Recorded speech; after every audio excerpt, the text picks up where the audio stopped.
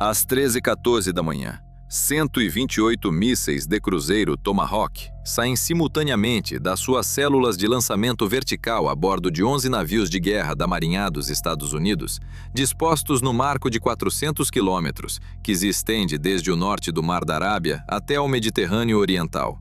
128 mísseis, 11 navios, uma única ordem, um único minuto.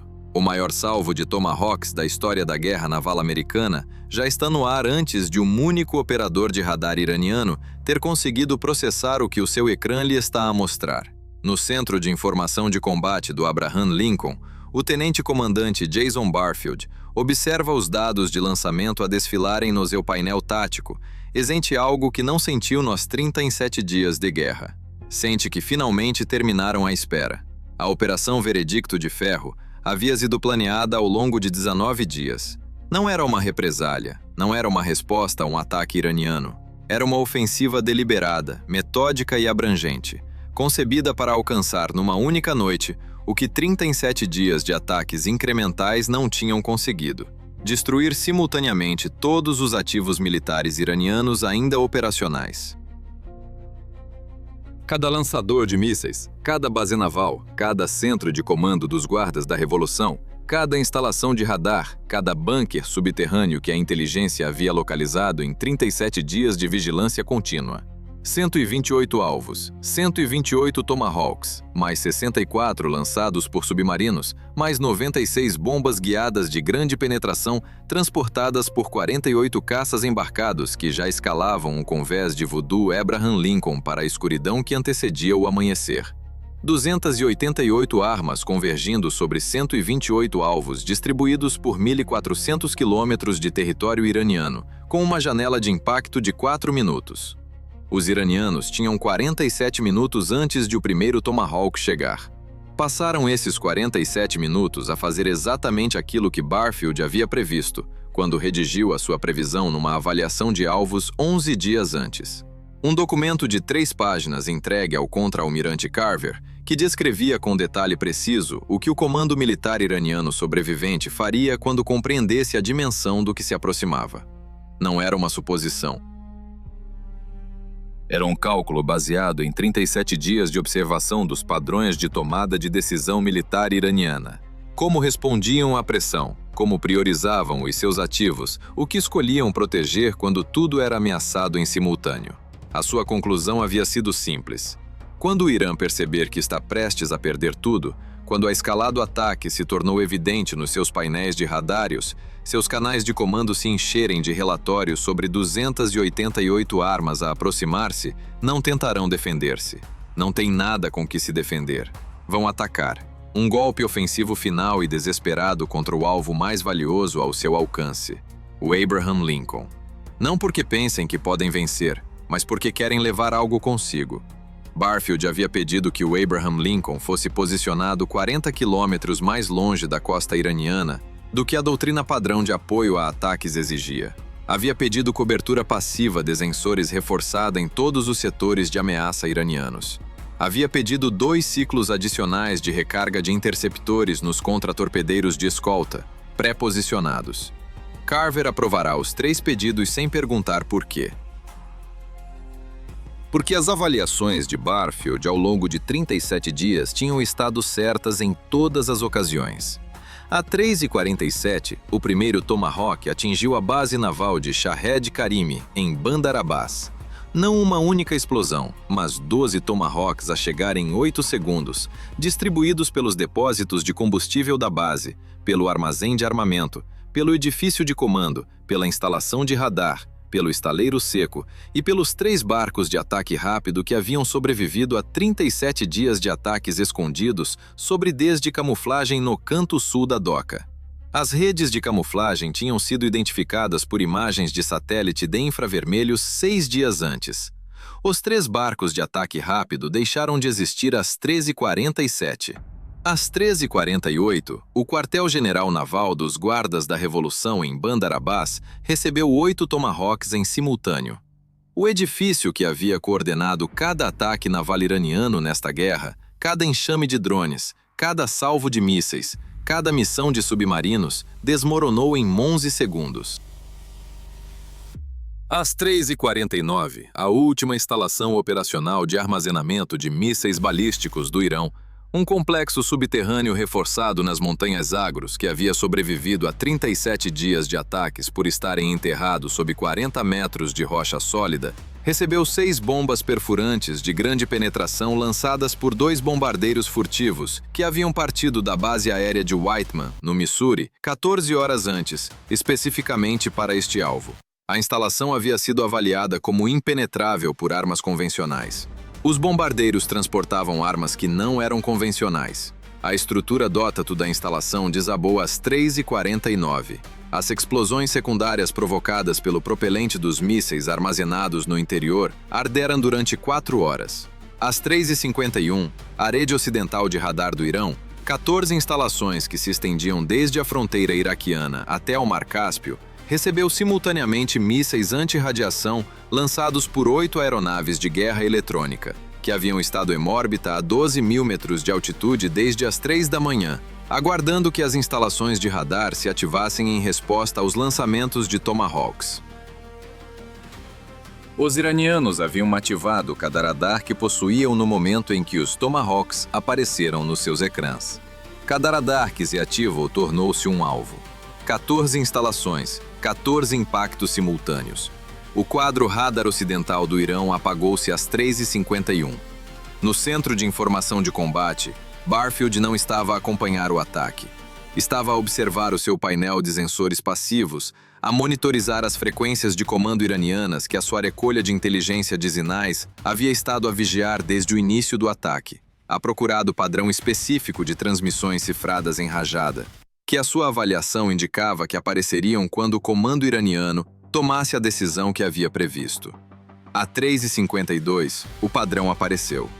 Não uma transmissão, mas 10 a 7 transmissões cifradas em rajadas simultâneas em 6 frequências militares iranianas diferentes. A assinatura específica de uma ordem de lançamento coordenado a ser transmitida para múltiplas unidades de disparo em simultâneo.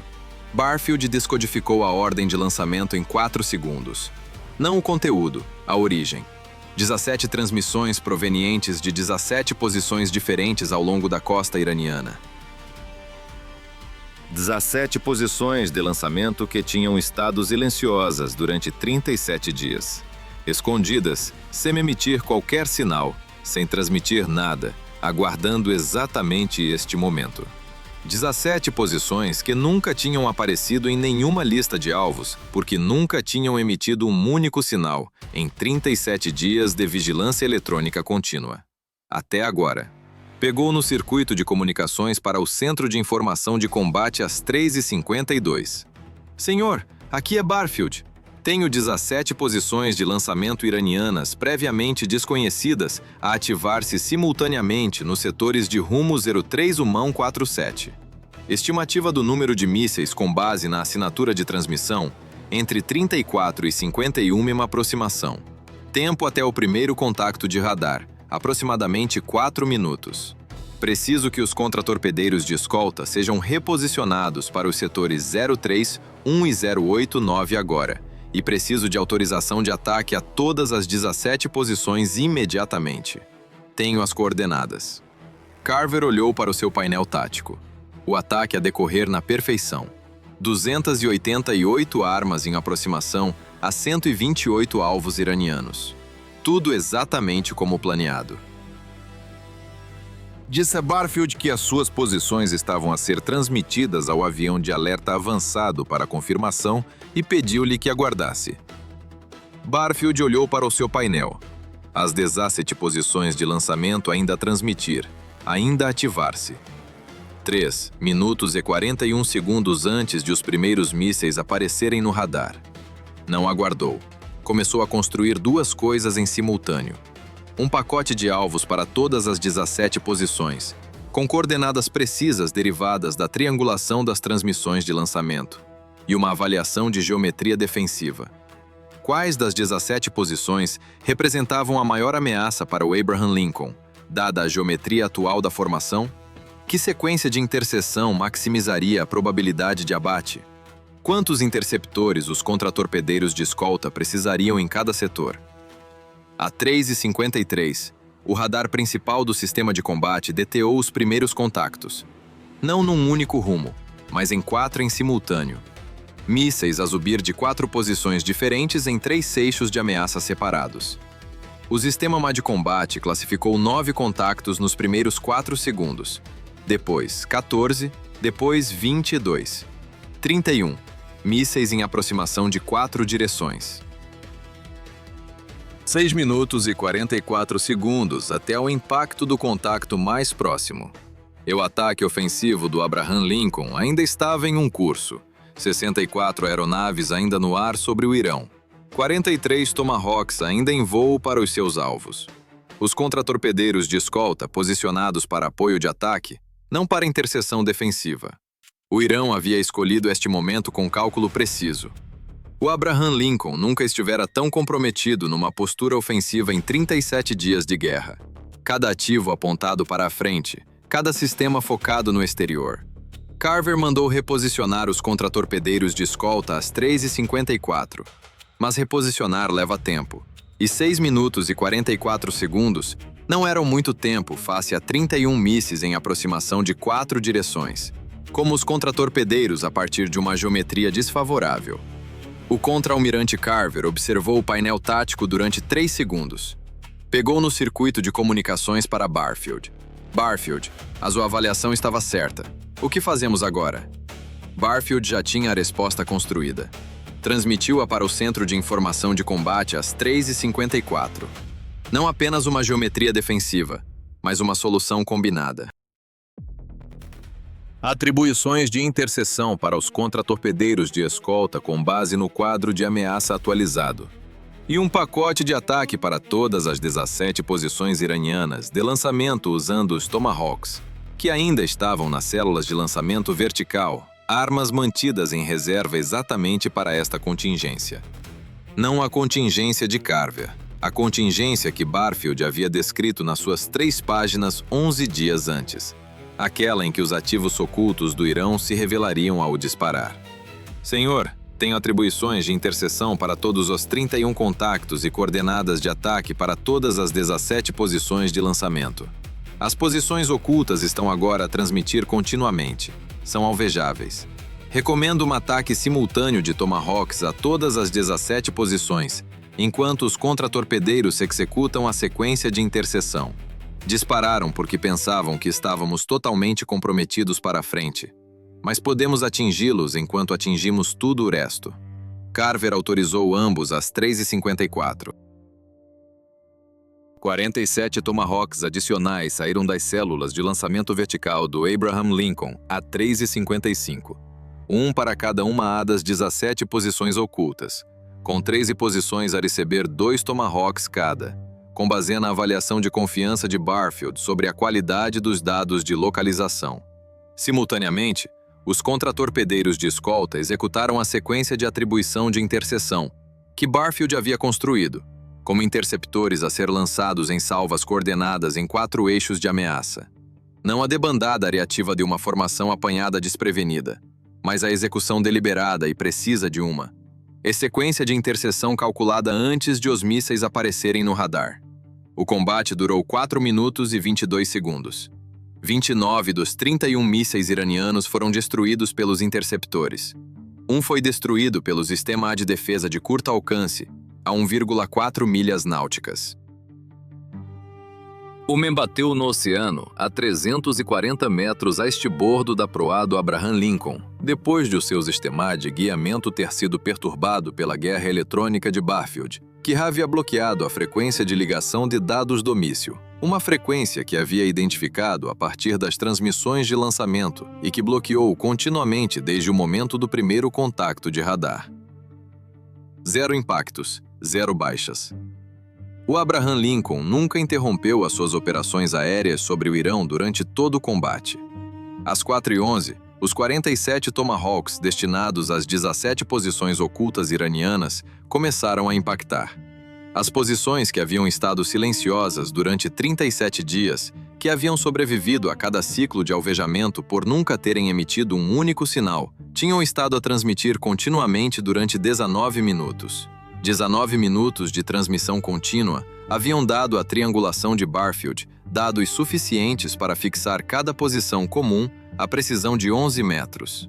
A primeira posição oculta foi destruída às 4h11, a 17ª a 4h13, 1 minuto e 48 segundos. Cada ativo militar iraniano oculto que havia sobrevivido a 37 dias de ataques mantendo-se em silêncio, eliminado porque quebraram esse silêncio exatamente no momento que Barfield havia previsto. O ataque original da Operação Veredicto de Ferro completou-se às 4h44, 128 alvos, 288 armas. A avaliação de danos de batalha chegou ao longo das 3 horas seguintes. 124 dos 128 alvos confirmados destruídos. Os restantes 4 confirmados com danos que os tornavam incapazes de operar. Somadas as 17 posições ocultas destruídas em resposta ao contra-ataque, a capacidade militar do Irã às 4h44 da manhã consistia em quaisquer armas individuais e pessoal que houvessem sobrevivido em locais que nenhum ativo de vigilância havia jamais identificado. Um número que a inteligência americana avaliou na altura como efetivamente 0. No Centro de Informação de Combate, Carver pegou no circuito de comunicações para Barfield às 4h47. Barfield, as 17 posições. A sua avaliação dizia que disparariam quando o ataque começasse. Barfield olhou para o seu painel, para o documento de 3 páginas que havia submetido 11 dias antes, para as 17 coordenadas de alvos que havia construído a partir de 19 minutos de dados de transmissão, para a sequência de interseção que havia sido calculada antes de o primeiro míssil aparecer no radar. Sim, senhor. Haviam sobrevivido a 37 dias mantendo-se em silêncio. A única coisa que os faria quebrar esse silêncio era acreditarem que estavam prestes a perder tudo. E nós demos-lhes essa convicção. Dispararam. Encontramo-los. Carver ficou em silêncio durante 4 segundos. Tinha essas coordenadas há quanto tempo antes de eu autorizar o ataque? Desde as 3h54, senhor. 13 segundos antes da autorização. Na secção de guerra eletrônica, Barfield redigiu seu registro do combate com a objetividade de quem descreve factos consumados. 17 posições de lançamento iranianas previamente desconhecidas, identificadas por triangulação de transmissões de lançamento às 3h52. Coordenadas dos alvos fixadas com precisão de 11 metros. Ataque simultâneo de Tomahawks autorizado às 3h54. Todas as 17 destruídas antes das 4h13. 31 mísseis em uma aproximação neutralizados, 0 impactos, 0 baixas. Operações aéreas do Abraham Lincoln contínuas durante todo o combate. A Marinha dos Estados Unidos lançou seu maior ataque contra o Irã às 3h14 da manhã. 288 armas, 128 alvos, a maior ofensiva naval da história americana. O Irã respondeu com a única coisa que havia guardado durante 37 dias. 17 posições de lançamento ocultas que haviam sobrevivido a cada ataque sem fazer qualquer ruído. Um contra-ataque final de desesperado, cronometrado para o momento em que o Abraham Lincoln estava mais comprometido para a frente. Fizeram ruído durante 19 minutos. Transmitiram continuamente, e 19 minutos foram suficientes. A resposta americana destruiu tudo o que o Irã ainda possuía. Os 128 alvos originais, as 17 posições ocultas, toda a capacidade militar iraniana restante, numa única noite. Porque um tenente-comandante havia escrito 3 páginas 11 dias antes, a explicar exatamente o que o Irã faria quando percebesse que estava a perder tudo, e havia construído a solução antes de o Irã ter terminado de tomar a decisão.